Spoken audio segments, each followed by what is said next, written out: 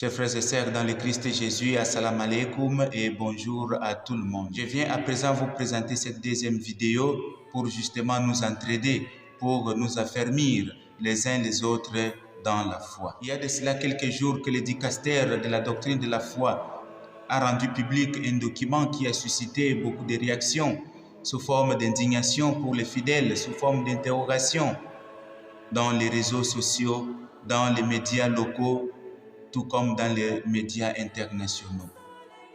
À ce titre, beaucoup de prêtres, d'évêques, voire les cardinaux ont parlé à ce sujet. Certains ont essayé de comprendre, d'entrer en profondeur du document, de le faire comprendre aux gens.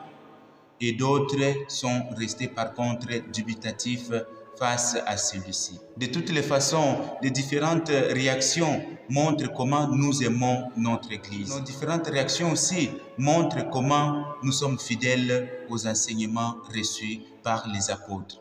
Comment nous sommes fidèles à la parole de Dieu. Comment nous sommes fidèles aux Saintes Écritures. Que cet amour pour l'Église et pour les Saintes Écritures soit notre rempart, notre force devant des situations déconcertantes et parfois douteuses. Saint Paul, dans sa deuxième lettre aux Corinthiens, ne dit-il pas « Nous sommes dans la détresse sans être angoissés. Nous sommes déconcertés et non désemparés. Nous sommes terrassés, mais non pas anéantis. » Corinthiens 4, 8. En effet, dans toutes les situations de notre vie, dans toute situation d'angoisse ou dans toute situation de détresse, il y a toujours de l'espoir. Il y a toujours une lumière qui apporte de l'espoir. Quant aux effets liés à la sortie de ces documents en Europe ou en Amérique, les réactions ou soit la situation semble être pas très choquante. Par contre, ici chez nous en Afrique, la situation n'est pas pareille.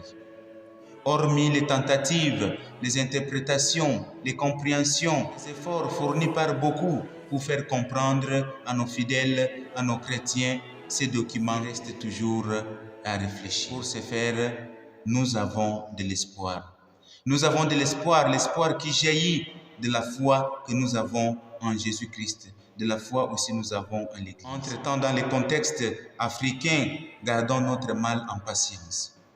Attendons les orientations du SHEAM, c'est-à-dire les symposiums des conférences épiscopales de l'Afrique et de Madagascar. Pour une parole synodale comme l'a exprimé son président dans la lettre publiée le 20 décembre 2023, où il appelle ses confrères, il appelle les autres conférences épiscopales à mûrir la réflexion, à approfondir la réflexion sur les documents afin d'éviter les risques d'uniformité et du centralisme dans la gouvernance de l'Église. Chers frères et sœurs, dans le Christ Jésus, pas de panique. Ne cédons pas à la panique, ni au désespoir, ni à la colère. Par contre, prions pour l'unité. Soyons fiers d'être chrétiens et catholiques. Nos interventions sur ces documents n'ont pas l'intention de défendre qui que ce soit. Mais nous voulons l'unité tant désirée par le Christ Jésus lui-même. Qu'il soit un comme toi et moi, nous sommes un. Bien sûr, l'unité dans la vérité. Donc, chers frères et sœurs, gardons notre mal en patience et aussi prions surtout pour l'Église, pour nous-mêmes, afin que le Seigneur, qui est la lumière parfaite, puisse nous aider à marcher sur le chemin de la charité et aussi le chemin de la vérité.